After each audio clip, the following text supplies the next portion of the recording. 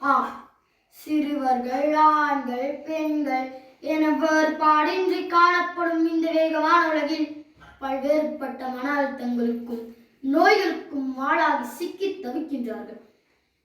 இவர்களுக்கெல்லாம் ஒரே மருந்து விளையாட்டென மருத்துவர்கள் பரிந்துரை செய்கின்றார்கள். ஒருவனுக்கு பணபலம், ஆட்பலம், பொருள்பலம் ஏனைய துணை செல்வங்கள் இருந்தாலும் அதனை ஆண்டால் மிவிக்க அவனிடம் ஆரோக்கியமான உடலும் அமைதியான மனநிலையும் இல்லையே அச்செல்வத்தால் ஏதேனும் உண்டோ?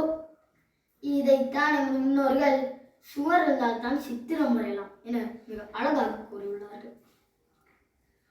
தன்னையே பறைசாற்றி ஆடும் சடுகுடு, தன்னையே வியந்திருக்கும் கபடி, சிந்தித்தால் எடுக்க வைக்க தூண்டும் கேரம், சாதனை படைக்கும் சதுரங்கம், இவை அனைத்தும் இன்றைய சமூகத்தினிடம் உடல் உல சமூக நலன்களை பாதுகாக்கும் விளையாட்டாக இணைக்கப்பட்டுள்ளது.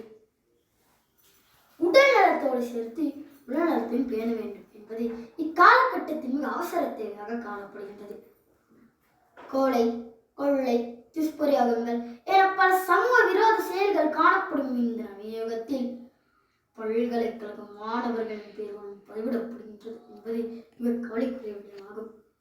எனவே வீரம், விவேகம், விடாமுயற்சி போன்ற நற்பண்புகளை வளர்த்து உடல் நலத்தோடு சேர்த்து உடல்நலத்தின் பேரும் விளையாட்டுகளில் ஈடுபடுவோம் என கூறி வாய்ப்பளித்த உங்கள் அனைவருக்கும் என் சிரம் தாழ்ந்த நன்றிகளை கூறி விடைபெறுகிறேன். நன்றி, வணக்கம்.